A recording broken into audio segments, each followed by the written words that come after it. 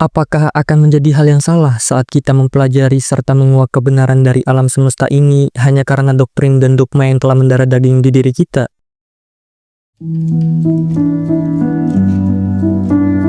Jadi kali ini gue pengen ngebahas tentang anime yang berjudul Orb on the Movements of the Earth. Anime ini sendiri udah keluar di tahun 2024, tepatnya di bulan Oktober. Terus yang kali ini gue pengen bahas dari anime ini tuh tentang sejarah bagaimana perkembangan orang-orang dan ilmuwan atau cendekiawan pada zaman dahulu mengubah pandangan mereka dari geosentrisme ke heliosentrisme. Yang mana hal inilah yang menjadi fokus utama dari anime ini. Sekaligus gue juga ingin memberikan opini pribadi gue terhadap anime ini tentunya.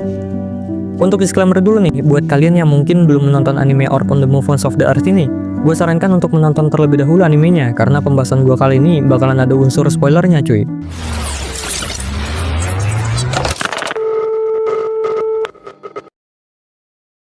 Jadi seperti biasa nanti pembahasan gue dimulai dengan menjelaskan premis ceritanya terlebih dahulu. Baru habis itu kita akan ngebahas topik utamanya secara ringkas, yaitu tentang sejarah geosentrisme dan heliosentrisme. Terus dilanjut dengan bagaimana opini gue pribadi terhadap anime ini. Sedikit berpendapat aja di bagian awal video, menurut gue anime ini merupakan salah satu hidden gem yang ada di tahun 2024. Karena gue lihat-lihat memang jarang ada yang membahas anime ini. Paling nggak itulah menurut yang gue lihat. Tapi buat mengetahui seberapa bagus anime ini, ada baiknya bro-bro sekalian merasakan langsung dengan menonton animenya kalau tertarik dengan sejarah, sains, atau hal-hal yang filosofis. Kalau dari gue pribadi, gue sangat merekomendasikan anime ini untuk bro-bro sekalian buat menonton animenya. Tapi kalau misalkan kalian kurang suka dengan cerita slow burn atau progres cerita yang lambat, mungkin anime ini bakalan jadi anime yang bikin ngantuk dan ngebosenin. Gue nggak bisa menjamin hal ini, tapi kalau bro-bro sekalian bisa tahan nonton animenya, mungkin anime ini bisa membuka perspektif baru buat kalian tentang cerita-cerita slow burn yang kalian anggap ngebosenin. Jadi ya, mari kita langsung bahas aja anime Orb on the Movements of the Earth ini. Simak baik-baik dan enjoy.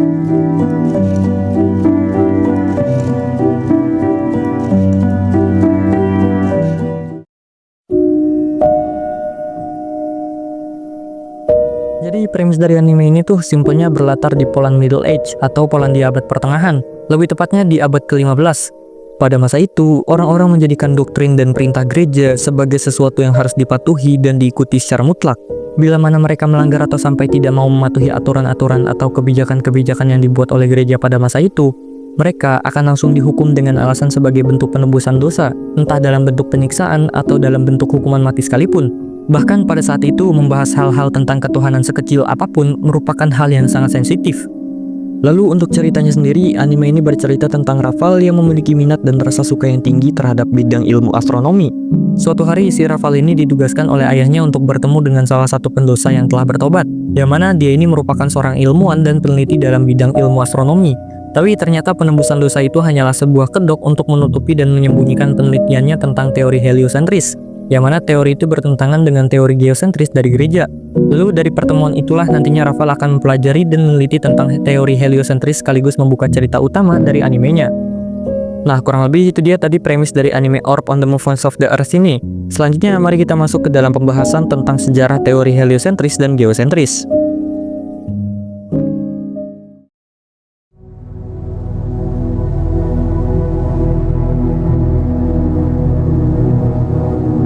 Apa itu geosentrisme? Geosentrisme merupakan teori yang menyatakan bahwa bumi adalah pusat dari alam semesta. Teori ini berkembang dari pemikiran awal filsuf Yunani hingga dominasi gereja di abad pertengahan. Gagasan ini dimulai dengan pengaruh filsafat Yunani, di mana Pythagoras dan para pengikutnya pada sekitar tahun 400 sebelum Masehi mengusulkan bahwa alam semesta diatur oleh harmoni matematika. Meskipun Pythagoras dan Philolaus yang merupakan salah satu filsuf dari mazhab Pythagoras ini tidak mengembangkan teori ini secara langsung, mereka menciptakan pondasi awal untuk pemikiran kosmologis.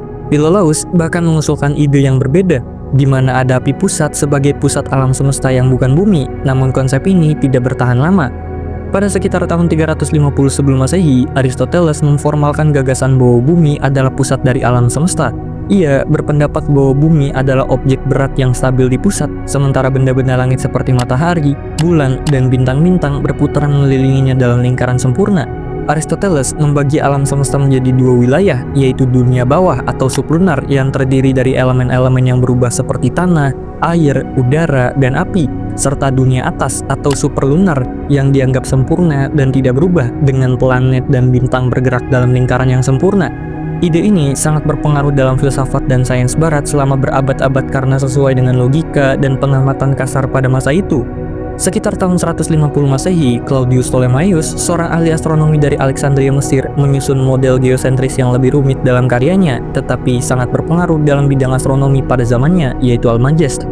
Ptolemaios memperkenalkan konsep epicycle, yaitu lingkaran kecil yang berada di atas orbit besar atau dikenal dengan nama different, untuk menjelaskan gerakan retrograde planet, yang mana itu adalah fenomena di mana planet tampak bergerak mundur dan kemudian bergerak maju kembali seperti gerakan zigzag dalam lintasannya.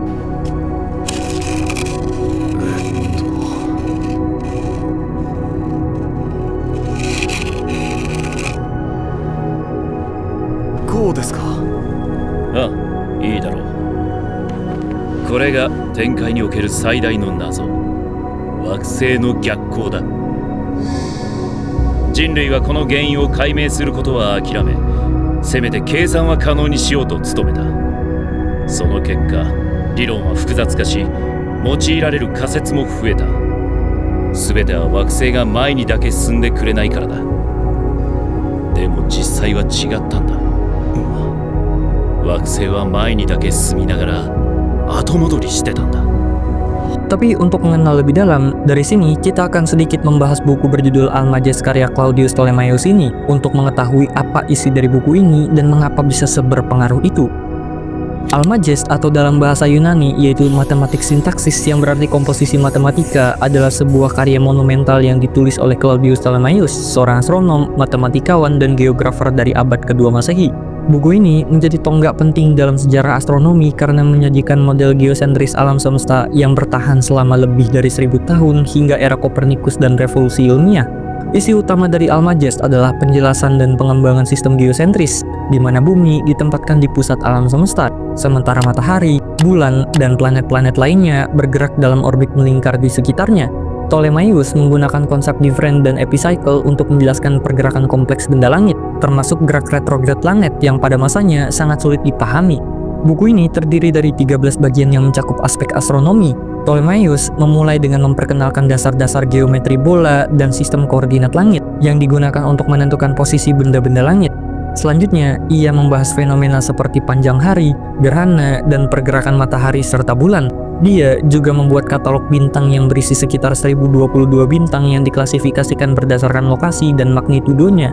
Katalog ini berdasarkan pada pengamatan cendekiawan bernama Hipparchus yang hidup pada zaman Helenistik, tetapi Ptolemaios memperluas dan menyempurnakannya. Buku ini juga menunjukkan kecanggihan matematika pada zamannya dengan penggunaan model trigonometri yang sangat maju untuk menghitung lintasan benda-benda langit. Ptolemaios juga mencatat metode observasi yang sangat teliti yang menunjukkan keakuratan luar biasa mengingat keterbatasan teknologi pada zamannya. Judul Almagest sendiri berasal dari bahasa Arab, Al-Majisti, yang berarti yang terbesar. Nama ini mencerminkan pengaruh besar karya ini di dunia Islam, di mana ia diterjemahkan dan dipelajari dengan tekun selama abad pertengahan. Melalui dunia Islam, Almagest akhirnya sampai ke Eropa Barat, menjadi dasar bagi perkembangan astronomi hingga abad ke-16. Jika kita telah dengan seksama penjelasan tentang buku Almagest tadi, model Ptolemaios ini lebih kompleks tetapi mampu memprediksi posisi benda langit dengan cukup akurat, menjadikannya standar astronomi di Eropa dan dunia Islam selama lebih dari 1000 tahun, serta memiliki peran penting dalam perkembangan teori heliosentris di masa depan. Meskipun di masa depan nanti, sebagian besar dari karya ini tidak lagi relevan untuk dipelajari dan digantikan oleh pandangan heliosentris. Setelah kejatuhan Kekaisaran Romawi Barat, Eropa mengalami periode yang dikenal sebagai zaman ke-8 atau Dark Ages sekitar tahun 500 sampai 800 Masehi. Meskipun kegiatan intelektual menurun di Eropa, dunia Islam mengambil peran penting dalam melestarikan dan mengembangkan ilmu pengetahuan Yunani, termasuk karya-karya Ptolemaios. Terjemahan Almagest ke dalam bahasa Arab dan kontribusi dari ilmuwan seperti Al-Farghani dan Al-Battani memungkinkan pengetahuan ini tetap hidup dan berkembang. Al-Tusi, seorang ilmuwan asal Persia pada abad ke-13, menciptakan Tusi Couple, sebuah perangkat geometris yang memungkinkan gerakan planet dijelaskan tanpa kompleksitas epicycle yang berlebihan. Di Eropa, pada abad ke-12, terjemahan karya ilmuwan muslim ke dalam bahasa Latin memungkinkan bangkitnya kembali ilmu pengetahuan. Almagest dan komentar-komentar dari ilmuwan seperti Al-Battani diterjemahkan oleh tokoh seperti Gerard dari Cremona dan mulai digunakan di universitas-universitas di Eropa Barat. Di sini, model geosentris mendapatkan penguatan baru dengan dukungan dari para filsuf dan teolog Kristen seperti Thomas Aquinas. yang menggabungkan pemikiran Aristoteles dengan ajaran gereja. Dalam perspektif ini, alam semesta yang berpusat pada bumi dilihat sebagai cerminan dari rangkaian ilahi, di mana manusia berada di pusat ciptaan Tuhan. Pada periode ini, model geosentris menjadi pilar utama pendidikan di universitas-universitas besar seperti Universitas Paris dan Universitas Oxford, dan dipertahankan oleh gereja karena dianggap sejalan dengan Alkitab. Dominasi teori geosentris berlangsung selama abad pertengahan, meskipun ada upaya kecil dari beberapa ilmuwan untuk memperbaiki prediksi astronominya. Jika teori geosentris merupakan teori yang menyatakan bahwa bumi adalah pusat dari alam semesta, teori heliosentris menyatakan bahwa matahari lah yang merupakan pusat dari alam semesta. Pada tahun 1514 Masehi, Nicolaus Copernicus, seorang ilmuwan Polandia, pertama kali mengusulkan model heliosentris dalam manuskripnya yang dikenal sebagai Commentariolus. Dalam tulisan ini, ia menjelaskan gagasannya bahwa matahari berada di pusat alam semesta, sementara planet-planet lain termasuk bumi mengorbit matahari dalam lintasan melingkar. Selain itu, Copernicus menjelaskan bahwa bumi berotasi pada porosnya setiap hari dan berevolusi mengelilingi matahari setahun sekali. Manuskrip ini hanya disebarluaskan secara terbatas di kalangan ilmuwan untuk menghindari kontroversi dengan pandangan geosentris yang didukung oleh gereja. Puncak kontribusi Copernicus terjadi pada tahun 1543 Masehi ketika ia menerbitkan karyanya yang monumental berjudul De Revolutionibus Orbium Coelestium. Buku ini menyajikan teori heliosentris dengan argumen matematis dan astronomis yang lebih lengkap. Meskipun mempertahankan gagasan orbit melingkar yang kelak diperbaiki oleh Johannes Kepler, karya ini membuka jalan bagi diskusi ilmiah yang lebih luas. Namun, karena kurangnya bukti observasional pada saat itu, banyak ilmuwan tetap skeptis terhadap model Copernicus, dan gereja Katolik awalnya tidak memberikan perhatian serius. Pada akhir abad ke-16, Tycho Brahe, seorang astronom Denmark, memberikan kontribusi besar dengan pengamatan langit yang sangat akurat. Meskipun ia tidak mendukung heliosentrisme sepenuhnya, data Brahe menjadi dasar bagi Johannes Kepler untuk mengembangkan hukum gerakan planet. Pada awal abad ke-17, Kepler menggantikan asumsi orbit melingkar dengan orbit elips yang dirumuskan dalam 3 hukum gerakannya. Hukum-hukum ini yang diterbitkan antara 1609 dan 1621 Masehi menjelaskan bagaimana planet-planet bergerak mengelilingi matahari dengan kecepatan yang bervariasi, memberikan dasar matematis yang lebih akurat untuk model geosentris. Sementara itu, Galileo Galilei memberikan bukti empiris yang mendukung heliosentrisme melalui teleskopnya. Pada tahun 1610, ia menerbitkan Sidereus Nuncius yang melaporkan penemuan bulan-bulan Jupiter, fase Venus, dan bintik matahari. Observasi ini membantah klaim bahwa semua benda langit mengorbit bumi dan bahwa langit itu sempurna serta tidak berubah. Galileo menjadi pendukung vokal heliosentrisme, tetapi hal ini menempatkannya dalam konflik dengan gereja Katolik yang menganggap teori ini bertentangan dengan Alkitab. Pada tahun 1633, Galileo diadili oleh Inkuisisi dan dipaksa menyangkal pandangannya, meskipun karyanya terus menyebar di kalangan para ilmuwan. Puncak pembuktian ilmiah terhadap heliosentrisme datang dari Isaac Newton pada tahun 1687 dengan penerbitan Philosophiae Naturalis Principia Mathematica. Newton memperkenalkan hukum gravitasi universal yang menjelaskan bahwa gaya gravitasi antara benda-benda langit adalah penyebab planet-planet tetap berada dalam orbitnya mengelilingi matahari. Dengan menggabungkan hukum gerak Kepler dan hukum gravitasi, Newton memberikan penjelasan fisik yang mengukuhkan heliosentrisme sebagai model yang dapat menjelaskan alam semesta dengan akurasi yang tinggi. Selama abad ke-18, heliosentrisme semakin diterima, terutama di Eropa Utara. Observatorium astronomi membantu mengkonfirmasi prediksi-prediksi yang dihasilkan oleh model ini, sementara penerjemahan dan penyebaran karya-karya ilmu seperti Copernicus, Kepler, Galileo, dan Newton memperluas pengaruh heliosentrisme ke dunia akademis. Gereja Katolik secara bertahap melonggarkan penentangannya terhadap teori ini, dan pada tahun 1835, larangan terhadap buku-buku yang mendukung heliosentrisme termasuk karya Galileo dan Copernicus secara resmi dicabut.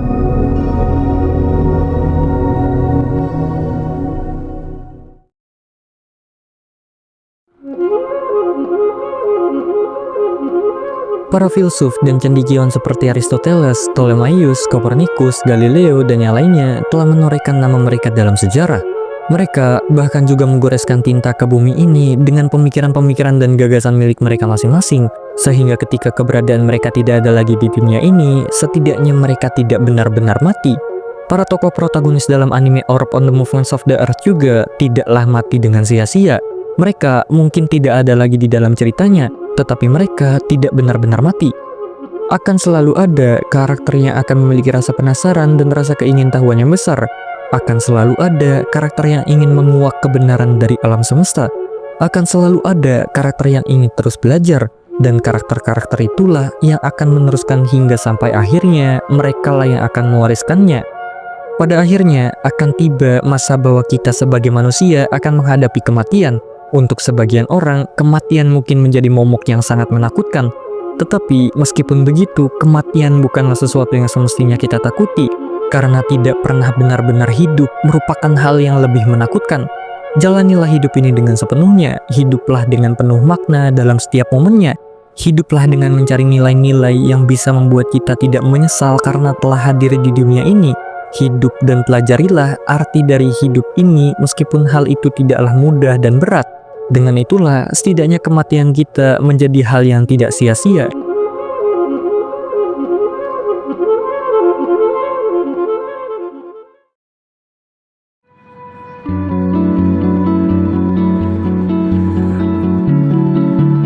Menurut gue, anime Orb on the Movements of the Earth ini merupakan salah satu anime terbaik yang ada di tahun 2024. Dan pada saat gue selesai menonton episode satunya, gue langsung berpikir, wah, kayaknya anime ini bakal menjadi anime terbaik menurut gue di tahun 2024 sih. Dan bener aja, pada saat gue lanjutin menonton anime ini langsung jadi salah satu anime favorit gue sepanjang masa. Salah satu bagian scene favorit gue di anime ini ada pada episode 3 bagian penghujung, ketika karakter utama bernama Rafal memilih diri dengan meminum racun, yang mana pada saat itu dia dihadapkan dengan karakter bernama Noak yang merupakan salah satu tokoh antagonis yang menghukum orang-orang yang menentang ajaran gereja. Tapi pada saat itu Rafal nggak lagi merasa terintimidasi oleh Noak kayak waktu dia pertama kali ketemu karakter itu, atau bahkan merasa takut dengan fakta bahwa dia bakalan mati setelah minum racunnya. Tetapi dia malah mengatakan hal yang filosofis sembari mengutip ucapan para filsuf Yunani kayak Socrates, Seneca, Epicurus tentang kematian kepada Noak. Di sini yang menjadi hal yang ironis adalah ketika karakter Noak lah yang menjadi karakter favorit gue yang seharusnya menjadi karakter yang menyebalkan. Ada alasan kenapa gue bisa menjadikan karakter ini sebagai karakter favorit gue di anime ini. Alasan gue suka karakter Noak ini adalah karena menurut gue kesan yang dibawakan sama karakter ini begitu kuat. Bagaimana para orang-orang yang dianggap menentang ajaran gereja terintimidasi dan ketakutan oleh karakter Noak ini merupakan hal yang gokil menurut gue. Itu artinya karakter Noak ini telah memenuhi perannya sebagai tokoh antagonis, yang mungkin salah satu faktornya adalah pengisi suaranya yang diisi oleh Kenjiro Suda dengan ciri khas suaranya yang berat. Terus bagian dari anime ini yang gue suka juga adalah lagu opening dan ending dari anime ini, yang bahkan lagunya sampai gue dengerin berkali-kali cuy.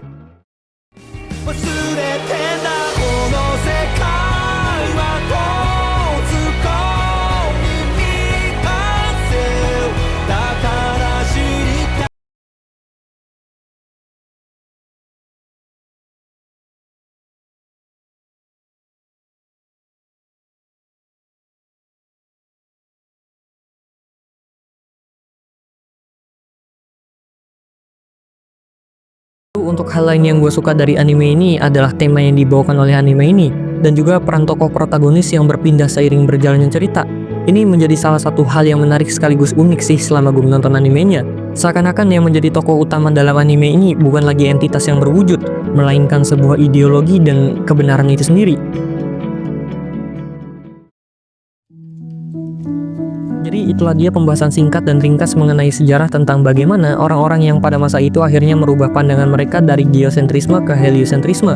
Perjalanan yang panjang memang, tetapi dalam prosesnya banyak melahirkan ide-ide dan gagasan yang revolusioner dan bahkan masih sangat relevan untuk dipelajari hingga saat ini. Rasa penasaran dan rasa ingin tahu manusia memang akan selalu menjadi bagian yang tidak akan pernah terhindarkan dalam kehidupan sehari-hari manusia itu sendiri. Dalam anime Orb on the Movements of the Earth juga, kita diperlihatkan bahwa para tokoh protagonis di dalamnya memiliki kesamaan, yang mana mereka memiliki rasa penasaran dan rasa keingintahuan. Pada awalnya, mereka tidak tertarik atau bahkan menganggap hal itu sebagai omong kosong dan hal yang konyol. Tetapi nantinya, hal itulah yang akan mengganggu pikiran mereka. Lalu ketika mereka tidak lagi bisa meredam pikiran yang mengganggu itu, mereka akan mulai bertanya-tanya pada diri mereka sendiri, seperti bagaimana jika itulah faktanya, atau apakah itu kebenarannya?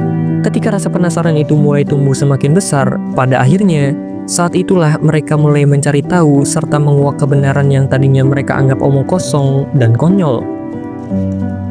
Seperti biasa, kalau misalkan gue ada salah-salah kata atau ada hal lain yang nggak tersampaikan, bro-bro sekalian boleh banget buat koreksi atau menambahkan kekurangan gue di kolom komentar. Karena gue juga manusia dan gue juga bisa aja salah ataupun keliru gitu cuy di pembahasan gue kali ini. Dan juga kalau bro-bro sekalian kurang atau bahkan nggak sependapat dengan opini pribadi gue, boleh banget kalian berikan gue kritik serta argumen kalian yang mungkin itu bisa aja membuka ruang diskusi buat yang lainnya juga cuy. Kalau bro-bro suka dengan video gue yang kayak begini, gue mungkin bakalan buat lagi di next video. Tapi kalau misalkan enggak, ya udah sih. 何度でもスケブこのくらいよルの怪獣になって